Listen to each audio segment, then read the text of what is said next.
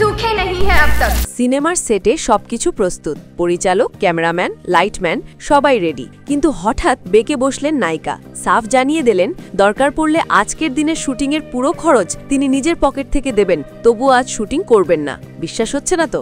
ঘটনাটি কিন্তু সত্যি। আর এই নায়িকা আর কেউ নন, তিনি হলেন বলিউডের পরিশ্রমী অভিনেত্রী ক্যাটরিনা কাইফ। কিন্তু সেদিন ঠিক কি ঘটেছিল রাজনীতি সিনেমার সেটে?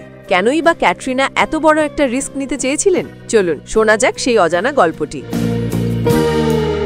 ঘটনাটি পরিচালক প্রকাশ ঝায়ের রাজনীতি সিনেমার সেটের।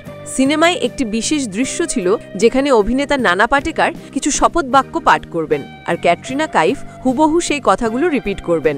দৃশ্যটি টেকনিক্যালি বেশ সহজ ছিল, কারণ এখানে ক্যাটরিনার নিজের কোনো সংলাপ মুখস্থ করার চাপ ছিল না, শুধু শুনে শুনে বলতে হতো।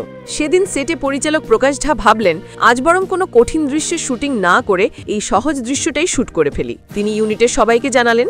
সবাই তো মহা খুশি, কারণ সহজ দৃশ্য মানেই তাড়াতাড়ি ছুটি। কিন্তু খুশি হতে পারলেন না শুধু একজন, ক্যাটরিনা কাইফ।